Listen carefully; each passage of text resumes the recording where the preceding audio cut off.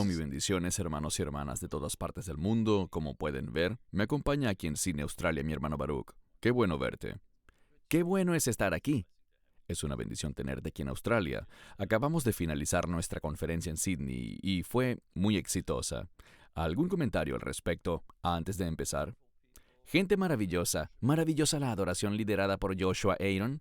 Estamos muy contentos de ser parte de esto y estamos agradecidos contigo, con Margarita y con todo el equipo, por todo el trabajo que hicieron para llevarlo a cabo. Alabado sea Dios por eso. Hermanos y hermanas, como de costumbre, verán los textos en inglés y español para los espectadores de ambos idiomas. Este video, como habrán visto, es una sesión de preguntas y respuestas. Lo hacemos porque, como muchos saben, siempre recibimos un gran número de comentarios y correos electrónicos con diferentes tipos de preguntas y debemos orar para seleccionarlas con sabiduría. Contestaremos unas 10 o más quizás. Se trata de preguntas muy variadas, algunas que ya hemos respondido en videos anteriores, sin embargo quisiéramos abordarlas de nuevo, más como un repaso que como otra cosa. Así que si estás listo, Baruch, comencemos. La primera pregunta que mostraremos, y no diremos quién hizo las preguntas ni de qué país, es la que tenemos en pantalla. Con tal aumento de gobiernos y líderes corruptos, ¿debemos someternos a ellos como nos dice el libro de Romanos? ¿Te gustaría que pusiera el versículo de una vez o que respondas primero? Puedes ponerlo de una vez. ¿Lo leo de una vez? En un momento, quisiera decir que estoy de acuerdo en que definitivamente hay un aumento en la corrupción de los gobiernos en todo el mundo. Creo que esto es una señal de la cercanía que estamos viviendo en el mundo entero en cuanto al imperio del anticristo que vendrá. Así que no es sorprendente, esto estaba profetizado que sucedería, pero lo que cuestiono es que nunca se nos manda en Romanos 13 a que nos sometamos a gobiernos corruptos. Se nos ordena obedecer la palabra de Dios. Y entiendo que el problema, de hecho, sería bueno si leemos los 2 primeros versos. Hacemos luego una pausa para comentar y después leemos los versos 3 y 4. Ok, leamos Romanos 13 entonces. Todos deben someterse a las autoridades gubernamentales, porque toda autoridad proviene de Dios, y aquellos que ocupan puestos de autoridad han sido colocados allí por Dios, de modo que cualquiera que se rebele contra la autoridad se rebela contra lo que Dios ha instituido, y será castigado. Bien, esta es una declaración general de que debemos ser sumisos, debemos reconocer la autoridad, pero es una declaración general. Y si estás familiarizado con el Talmud, y Pablo ciertamente habría conocido la Mishnah y su estilo, que es parte del Talmud, lo que sucede es que haces una declaración general y luego más adelante das los detalles. Y cuando miramos los versos 3 y 4, se vuelve muy claro el tipo de gobierno al que se supone que debemos someternos. Así que si puedo pedirte que leas los versículos 3 y 4. Porque las autoridades no infunden temor en los que hacen el bien, sino en los que hacen el mal. ¿Te gustaría vivir sin miedo a las autoridades? Haz lo correcto y te honrarán. Las autoridades son servidores de Dios, enviados para vuestro bien. Pero si hacéis mal, por supuesto que debéis tener miedo, porque ellos tienen el poder de castigaros. Son siervos de Dios, enviados con el único propósito de castigar a quienes hacen lo malo. Aquí se vuelve muy claro que los gobiernos a los que Pablo nos ordena a someternos son gobiernos que castigan lo malo. Y esa es literalmente la palabra que se usa aquí. Castigan lo malo, pero recompensan lo bueno. Estas dos palabras, bueno y malo, representan lo que es bueno según la voluntad de Dios, y lo malo es todo lo contrario a la voluntad de Dios. Así que a cualquier gobierno que sea un instrumento que apoye la voluntad de Dios, debemos someternos a él. Pero a los gobiernos que castigan a quienes hacen el bien, no debemos someternos. Y hay numerosos casos como el de Daniel, por ejemplo, que no se sometió a una ley injusta. Vemos a los apóstoles, creo que en Hechos 5, diciendo que le parezca correcto o incorrecto a las autoridades, solo podemos hacer, y las palabras que se usan son muy reveladoras, solo podemos obedecer a Dios y predicar el Evangelio. Entonces, la respuesta a esta pregunta es que si el gobierno nos ordena hacer cosas que no entran en conflicto con las Escrituras, debemos hacerlas. Pero si el gobierno nos ordena hacer algo que va en contra de la voluntad de Dios, en contra de las Escrituras, debemos respetuosamente negarnos a hacerlo. No nos sometemos a los gobiernos corruptos, nos sometemos a gobiernos piadosos. Ante gobiernos corruptos, nos mantenemos firmes con todo respeto por la verdad. Hacemos lo que Dios nos ha ordenado hacer y sufrimos las consecuencias. No corremos y nos escondemos, sino que nos mantenemos firmes con valentía por la verdad de Dios, y lo que nos toque sufrir, que sea para la gloria de Dios. Correcto. Y es una muy buena respuesta, hermanos y hermanas, porque el comentario es cierto. Estamos viendo un aumento en la corrupción en los gobiernos del mundo, y eso no va a mejorar, solo va a empeorar. Así es. Siguiente pregunta. La reciente pandemia demostró los planes malévolos y controladores del gobierno. Esta pregunta realmente es una continuación de la anterior. Ya se está hablando incluso de un nuevo virus y de posibles confinamientos. ¿Qué recomiendas que hagan los creyentes cuando esto suceda? De nuevo, ¿debemos someternos? Creo que es una muy buena pregunta. Tú y yo sabemos que no debemos creer todo lo que sale en los medios. Muchas veces es mero sensacionalismo o tiene una agenda detrás. Sin embargo, incluso aquí en Australia se ha hablado de, volver a imponer algunas de estas leyes de usar mascarillas y se ha hablado de un posible confinamiento nuevamente con este nuevo virus que, ya sabes, es un misterio. Pero el nuevo virus que supuestamente podría aparecer pronto y ya están planeando un confinamiento. ¿Cuál sería tu respuesta para los creyentes cuando hacen estas preguntas? Con el primer virus todo era nuevo para nosotros. No creo que hayamos tenido nada parecido en 100 años. Quizás la gripe española, pero de todos modos, creo que en su mayoría la gente quiso ser prudente y que nos cuidáramos unos a otros. Pero los gobiernos se excedieron y la mayoría, aunque yo vivo en Israel, debo decir que los tribunales estadounidenses realmente abofetearon a los gobernadores y alcaldes y hasta el gobierno federal en ocasiones. Así que, yendo directo al grano, debemos obedecer primero a Dios. Si ellos dicen que no podemos ir a adorar, la Biblia nos ordena ser fieles y congregarnos. Entonces, como regla general, creo que debemos resistir fuertemente estas medidas y el gobierno está muy claro. Hablaré sobre el gobierno de Israel donde vivo. Ellos hicieron muchas declaraciones sobre que si no te vacunas, si no haces esto o aquello y todo lo demás, pero eso quedó en puras amenazas que no se cumplieron. Así que recomiendo firmemente que la gente no se someta a estas órdenes, sino que se mantengan firmes por la verdad y que no demuestren miedo. Una de las críticas que tengo con respecto a la iglesia y a los creyentes es que la iglesia demostró miedo. ¿Por qué deberíamos tener miedo? Dios está con nosotros. Él es nuestro sanador. Si nos llama a casa, si morimos por alguna enfermedad, que así sea. Siempre queremos caminar con fe y confianza en el Señor. Así que no nos sometamos. Gracias. Siguiente pregunta. Dios es claro en manifestar que comunicarse con los muertos es una abominación.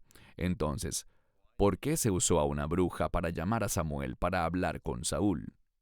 Bien, primero que nada, Dios no recomendó eso. Eso fue una desobediencia de Saúl. Además, creo que no deberíamos aceptar que realmente fuera Samuel quien estaba allí.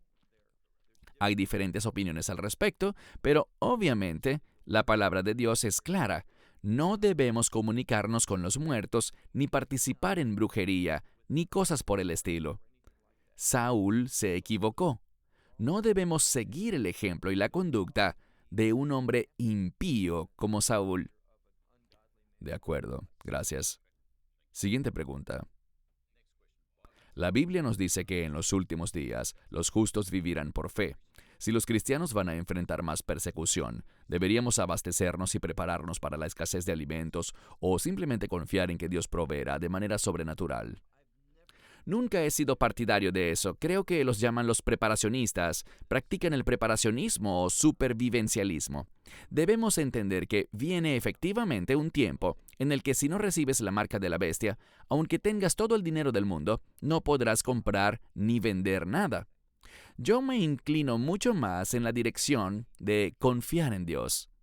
Él proveerá, y si no provee, tal vez nos esté diciendo que es hora de que nos unamos a Él. Prepararse para situaciones presentes está bien. Por ejemplo, yo solía vivir en el sur de Florida y cuando venían huracanes, comprábamos un poco de agua extra para almacenarla como medidas de emergencia. Y es bueno siempre contar con un fondo de ahorros por alguna emergencia. Pero esto de prepararse para un largo periodo de tiempo, yo no lo recomiendo en lo absoluto.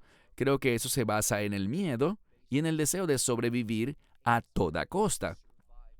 No somos llamados a sobrevivir a toda costa, somos llamados a perseverar y ser fieles y a estar dispuestos. Hablamos de esto en nuestra conferencia, estar dispuestos sobre el martirio, estar dispuestos a entregar la vida. Así que en absoluto animo a la gente a acumular cosas y prepararse para la escasez de alimentos. Como dijo el Mesías, yo tengo una comida que ustedes no conocen.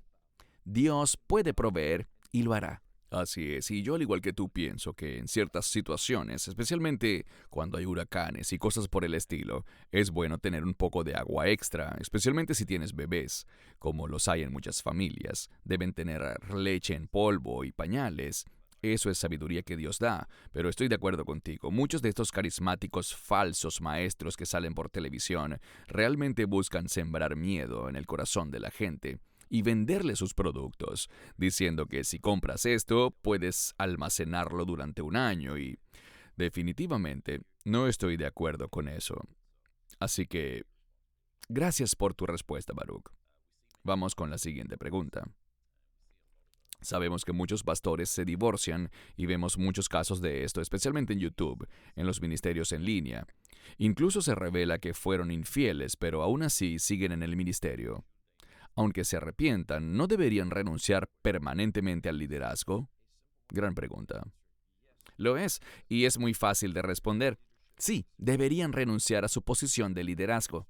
Es claro que un hombre divorciado no debería ser pastor.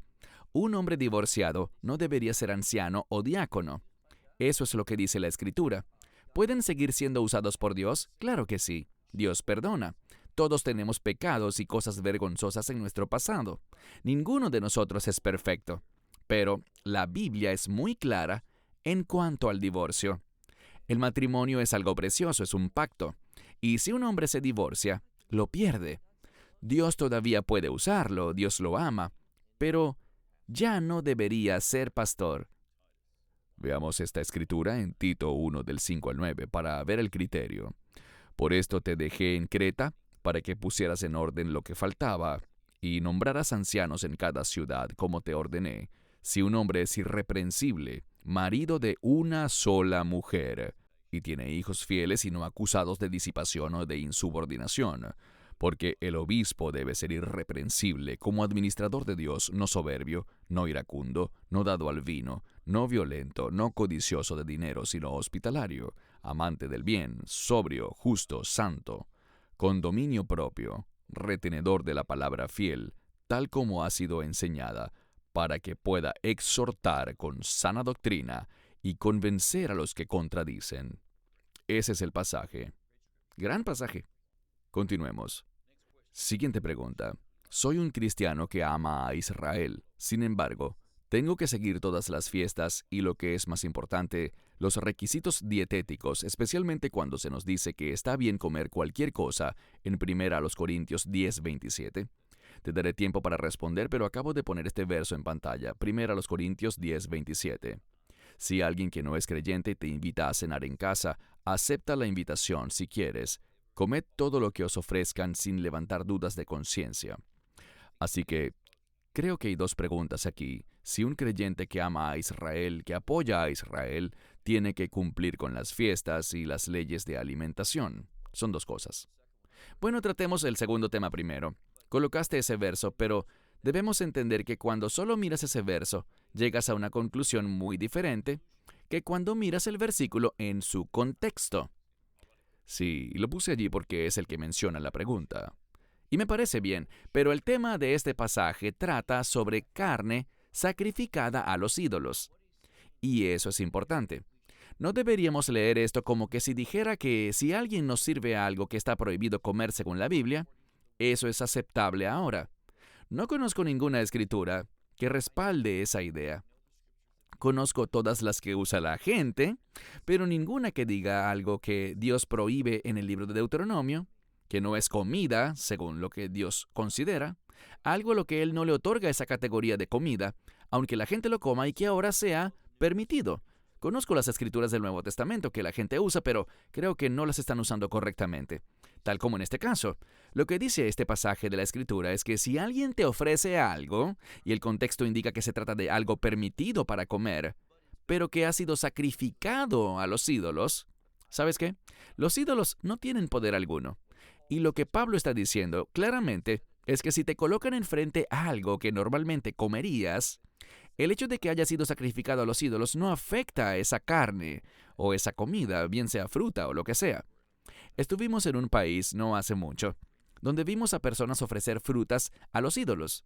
Lo hacen en público, miles de personas haciendo eso. Esa fruta no se contamina por eso. Pero Pablo dice que si te dicen que esa comida ha sido sacrificada a los ídolos, entonces no la comas porque no quieres dar la impresión de que estás participando en idolatría. Ahora, con respecto a la primera pregunta sobre las fiestas y... En cuanto a eso hay mucho que decir, podríamos hacer un video completo al respecto. Sí, podríamos, pero simplemente diré que nadie puede guardar las fiestas hoy en día. La pregunta dice, ¿tengo que seguir todas las fiestas? No sé a qué se refiere con tengo que seguir. No es un asunto de salvación, pero las fiestas son bíblicas. Nos comunican verdades, son paradigmas, son sombras de cosas que están por venir. Se relacionan con el Mesías. Pablo lo dice en Colosenses 2. Así que son cosas buenas de reconocer, son cosas buenas de estudiar. Su mensaje es bueno aplicarlo a nuestras vidas, pero nadie puede guardar las fiestas hoy en día. No hay templo, no hay altar para ofrecer sacrificios. ¿Son importantes las fiestas? Sí, lo son. ¿Las leyes dietéticas tienen importancia también? La tienen. ¿El Espíritu nos guía a abrazar estas cosas y aplicarlas bajo la guía del Espíritu Santo? Yo diría que sí. No conozco ninguna escritura que diga que ahora, en el Mesías, el cerdo es bueno para comer. No conozco ninguna escritura que diga eso. Conozco las escrituras que la gente trata de torcer para obtener eso, pero insisto, la conciencia es algo importante. Hay muchas personas piadosas a las que los requisitos dietéticos no les importan. Los veo como creyentes maduros. Dios los usa con frecuencia, mucho más de lo que me usa a mí. ¿Qué dice Pablo? Si revisamos Colosenses 2, dice que estas cosas no son para juzgarnos unos a otros en cuanto a comida o bebida, en cuanto a lunas nuevas, en cuanto al Shabbat o en cuanto a las fiestas. No son instrumentos con los que señalo con mi dedo y digo, debes hacer esto o no debes hacer aquello. Debemos ser muy bíblicos en cuanto a estos temas. De acuerdo, gracias. Pasemos con la siguiente pregunta.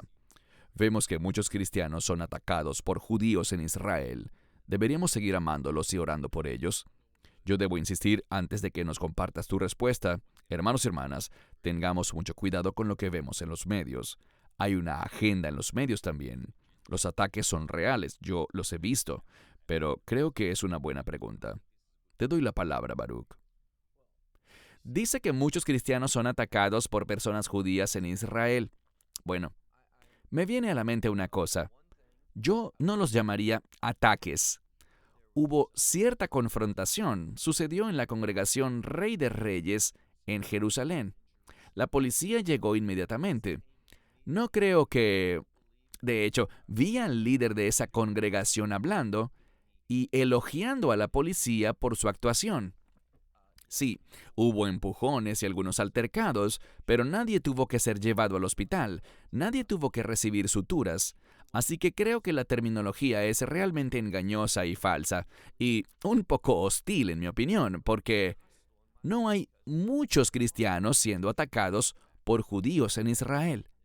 Y la palabra atacados, por lo general, implica mucho más que simplemente decir, no entres allí. Y eso es lo que estaban tratando de hacer, evitar que la gente entrara al servicio de adoración. ¿Está bien eso? Por supuesto que no. ¿Deberías poner tus manos sobre otros? No deberías. No estoy justificando lo que pasó, pero esta pregunta realmente tergiversa la situación. Creo que probablemente esta pregunta debió haber sido planteada de manera diferente. Yo solo estoy copiando y pegando. Así que creo que probablemente debió decir algo así como que, bueno, yo he visto particularmente imágenes reales, especialmente de personas predicando la palabra, el Evangelio, y no es que sean atacadas violentamente, pero algunas han sido escupidas, especialmente por ciertas personas y grupos, pero desde mi perspectiva, hermanos y hermanas, porque aunque vivo en Australia, he visitado Israel un par de veces. A pesar de lo que ves en los medios de comunicación, mi esposa y yo lo consideramos un país muy seguro. Muy raro fue cuando vimos algún incidente, así que solo tenemos que tener un poco de cuidado con lo que nos muestran los medios. Aprecio tus comentarios, Cristian. Hemos vivido en Israel por más de 20 años. Tenemos un programa de televisión semanal que se emite en hebreo, compartiendo nuestra fe, y jamás nos ha pasado nada. De vez en cuando recibimos un email diciendo que no están de acuerdo con lo que hacemos, pero nadie nos ha atacado en lo absoluto. Tenemos un centro de estudios y la administración del edificio donde tenemos el centro de estudios ha sido genial con nosotros. La seguridad también. Nadie ha venido a intentar molestarnos en lo absoluto. Pero hablemos de la última parte. ¿Debemos amarlos y orar por ellos? Absolutamente. ¿Por qué? Porque hasta por nuestros enemigos somos llamados a orar por ellos y bendecirles. Así que no dejen de orar. Estas cosas no son abundantes, no hay verdaderos ataques, confrontaciones sí, pero debemos seguir orando y amando al pueblo judío. Y como nota al margen, hermanos y hermanas, si están planeando un viaje a Israel, sigan adelante. Es probablemente la experiencia más maravillosa en la vida. Vayan con la bendición de Dios. Siguiente pregunta. ¿Qué hacemos como creyentes cuando Dios no responde a nuestras oraciones? Por ejemplo, si alguien está ayunando y orando para que un ser querido se sane, pero aún así muere. Hay muchas emociones en esta pregunta también. Lo vemos, lo notamos, sentimos empatía por esta persona. Así que no le estamos desestimando. ¿Qué puedes responder? La Escritura habla de enfermedades que llevan a la muerte. A veces el resultado es la muerte. Dios no es el autor de la enfermedad. La enfermedad y los males físicos surgieron por el pecado. Somos culpables. No significa que la persona enferma sea culpable de una manera única y por eso se lo merece. Pero el pecado entró al mundo debido a la desobediencia humana y Dios es libre de usar enfermedades para llevarse a personas a casa. Creo muy firmemente, y sé que tú también lo has visto incluso en tu familia, que Dios puede sanar y Dios puede extenderle la vida a la gente. Los médicos pueden decir que tal persona solo tiene unos meses de vida, pero esa persona por el contrario mejora en su estado físico y años más tarde todavía sigue viviendo. Los médicos no son quienes dan vida ni la quitan, solo Dios. Dios es el soberano. Así que es una situación en la que todos hemos estado. Todos hemos ayunado y orado y no siempre obtenemos la respuesta que queremos. Pero siempre debemos orar por la voluntad de Dios. Y a veces la voluntad de Dios es que alguien pase por este difícil camino, que es parte del mundo en el que vivimos. Estoy totalmente en desacuerdo con un líder muy popular en California. Parece que muchas cosas malas salen de California, pero como sea. Nos encanta California, solo bromeaba. Pero como sea, él dice que no puede aceptar que no sea la voluntad de Dios sanar a todo el mundo. A veces no es la voluntad de Dios que una persona se recupere.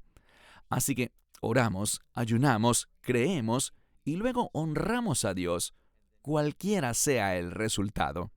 Él sigue siendo Dios, sigue siendo digno de ser adorado. Así que creo que es una pregunta muy importante y estoy de acuerdo contigo. Es importante reconocer que es una pregunta que involucra fuertes emociones en la persona que formula esta pregunta. Y estamos contigo y te animamos. Absolutamente. Y supongo que hablabas de Bill Johnson en la iglesia Bethel de California, ¿verdad? Correcto. Yo no tengo reparos en señalar a esos tipos. Y sé que eres más diplomático que yo, Baruch, pero a estos engañadores hay que exponerlos. Y no es que no actuemos en amor, pero debemos cumplir lo que dice Efesios 5:11. Y sabemos que su propia esposa murió de cáncer no hace mucho, así que debemos ser cuidadosos. Es triste que le haya ocurrido esto, es sumamente triste. Incluso en su escuela de sanidades, aparentemente varios de ellos estuvieron muy enfermos durante el COVID y tuvieron que cerrar esa escuela de sanidades. Así que queremos que todos tengan muchísimo cuidado con las enseñanzas que oyen, pues deben estar dentro del contexto bíblico. Y sentimos empatía por estas personas, es importante orar por ellos también.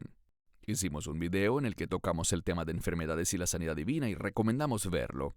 Pero aparte de lo que ya dijiste, cuando el pecado entró al mundo, a veces, seamos realistas, la edad es un factor importante por el cual las personas se enferman.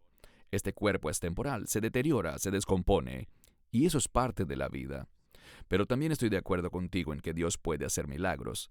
Seguimos creyendo en eso y lo honramos. Y, como dijiste, yo lo viví de cerca, pues mi madre tuvo un tumor en el páncreas hace casi 2 años. Le dieron probablemente un par de semanas de vida. Mas ella todavía está muy sana y viva hoy en día. Alabamos a Dios por eso. Entonces, ya sabes, sigue alabando a Dios y creyendo que Él puede hacer un milagro. Siguiente pregunta. ¿Qué significa orar en el Espíritu? ¿No usan las lenguas los falsos carismáticos como excusa para orar en el Espíritu? Bueno, yo no asociaría orar en lenguas como la definición de orar en el Espíritu. Entonces, ¿qué significa orar en el Espíritu?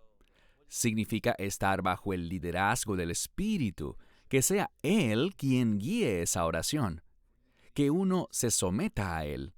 Así que orar en el Espíritu, y creo que solo hay una mención clara en Efesios 6, si no me equivoco, donde tenemos ese término de orar en el Espíritu. Orar en el Espíritu. El Espíritu siempre está comprometido con la voluntad de Dios, el propósito de Dios y el orden de Dios. Así que orar en el Espíritu es orar en el orden de Dios para los propósitos de Dios, y la voluntad de Dios siempre se relaciona con la gloria de Dios.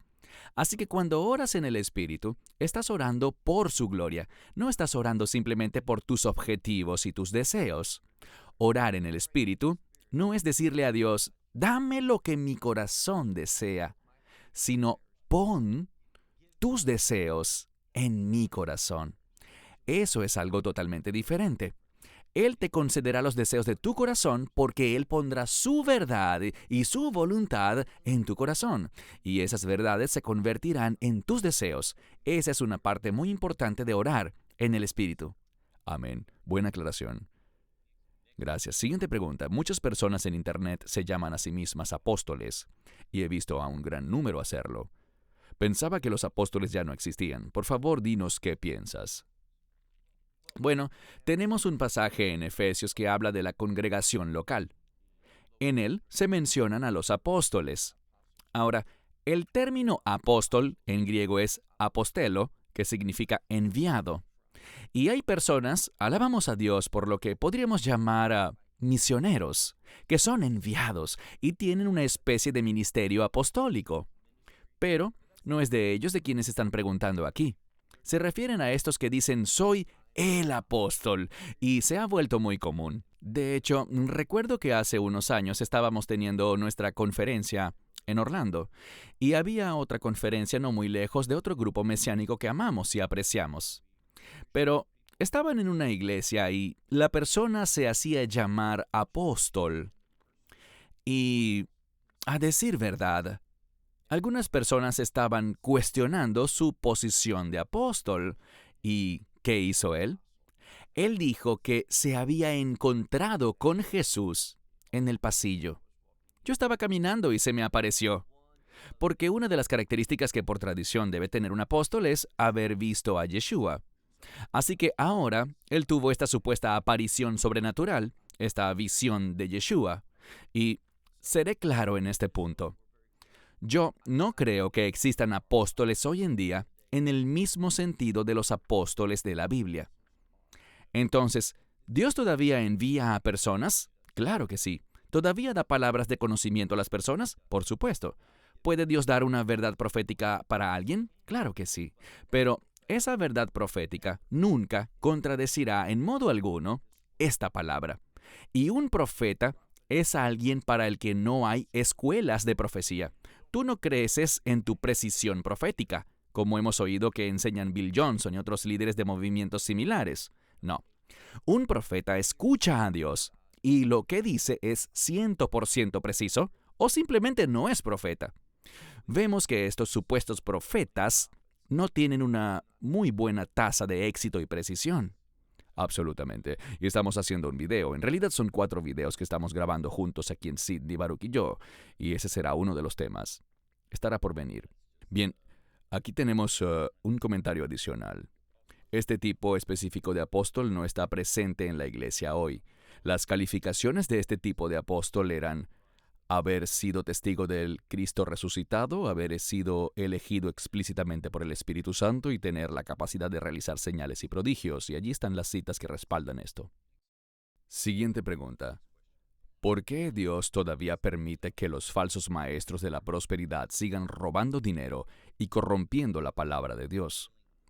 ¿No piensan simplemente que lo que hacen está bien o que se arrepentirán antes de morir?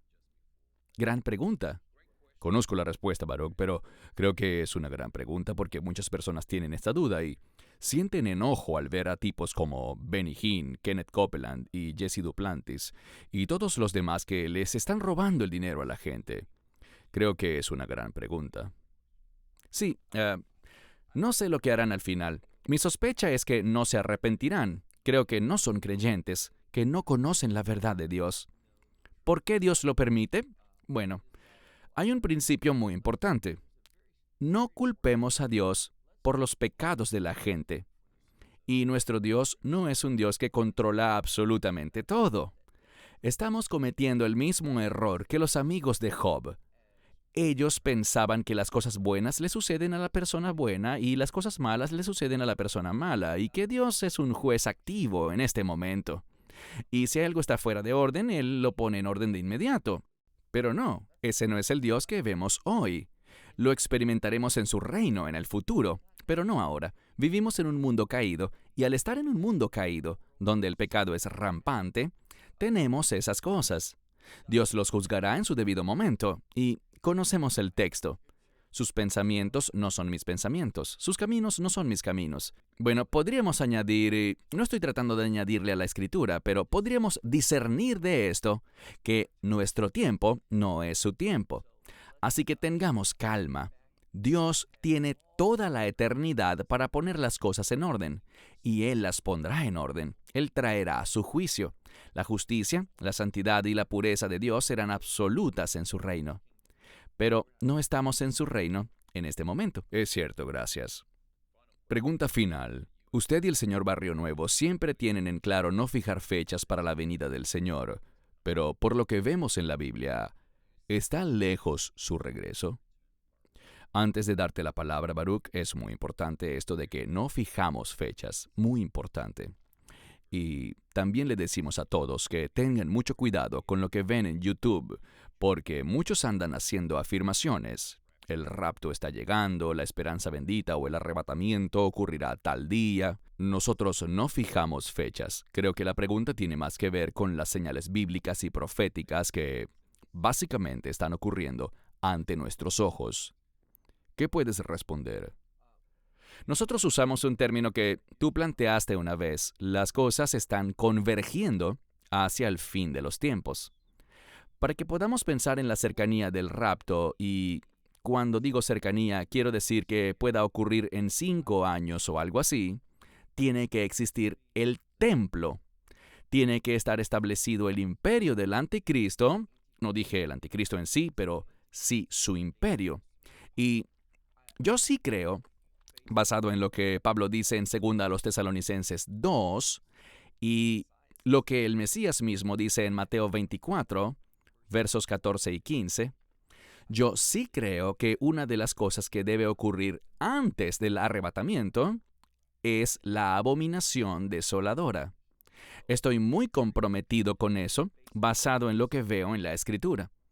Pero para responder a la pregunta, nos estamos acercando al fin de los tiempos, pero nadie conoce el día ni la hora. Así que diría esto: hasta que el templo esté en Jerusalén, debemos simplemente perseverar y afirmarnos, mas no esperar que ocurra hoy.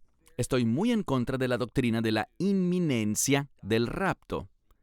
Si revisas, tenemos un pequeño folleto sobre el rapto y si lo lees y ves todos los versículos que la gente cita para respaldar la doctrina de la inminencia del rapto, que significa que podría ocurrir incluso hoy, eso es lo que significa la inminencia del rapto.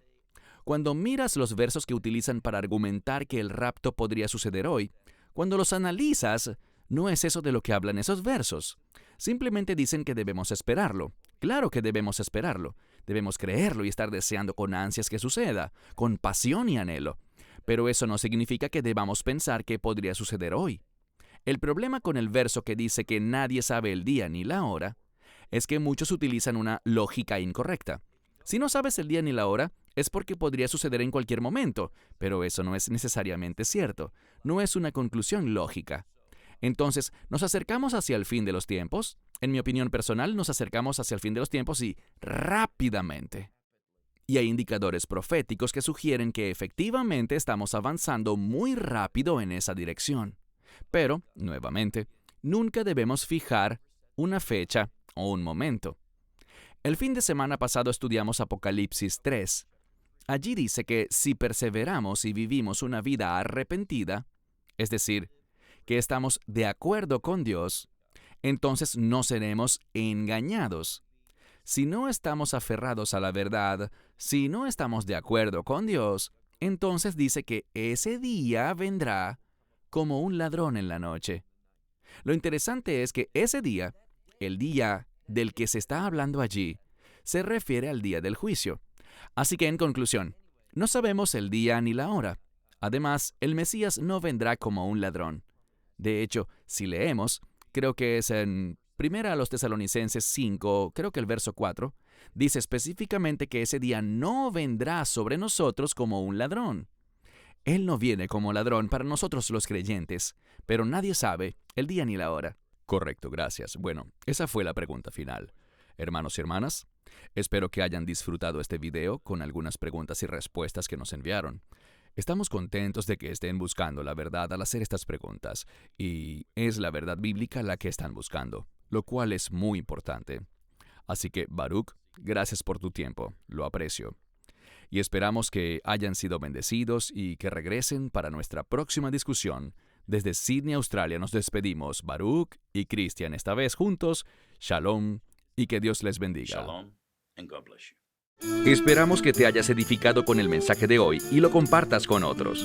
Te invitamos a seguir nuestros estudios cada semana por este canal y por el portal de YouTube de Amarás a Israel. También puedes descargar nuestra aplicación móvil gratuita, Mi Estudio Bíblico.